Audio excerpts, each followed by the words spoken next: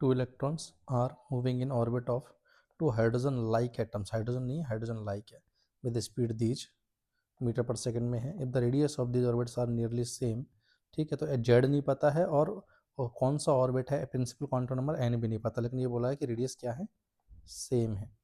Then the possible order of energy state N की value पूछी हुई है.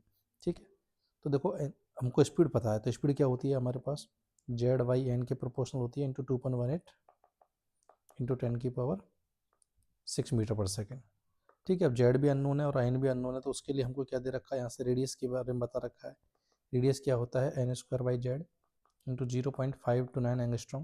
यहाँ से अपन केवल कंपेरिजन करने के लिए प्रोपोर्शनलिटी ले लेते हैं, क्योंकि रेडियस तो सेम है दोनों के लिए, तो जेड प्रोपोर्शनल हो जाएगा एन स्क्वायर के, और ये जेड यहाँ पे रख दो, तो वेलोसिटी प्रोपोर्शनल हो जाएगी इसके 1/n तो है ही, जेड खुद एन स्क्वायर के प्रोपोर्शनल है, तो यहाँ से वेलोसिटी जो है प्रोपोर्शनल आ गई एन के. तो यहाँ से साफ साफ मैं कह सकता हूँ उनकी एनर्जी स्टेट का जो possible ratio that is V1 ratio V2, जो कि कितना आ जाएगा, दोनों का रेशो अगर करोगे तुम तो 3 इंटू 10⁵ अपॉन में 2.5 इंटू 10⁵ कैंसिल हो जाएगा, तो 6:5. ये रेशो आया है बेटा, ये N1 N2 का रेशो आया है.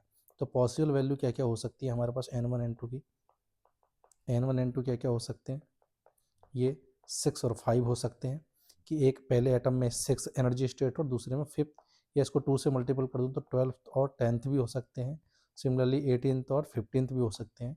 क्लियर.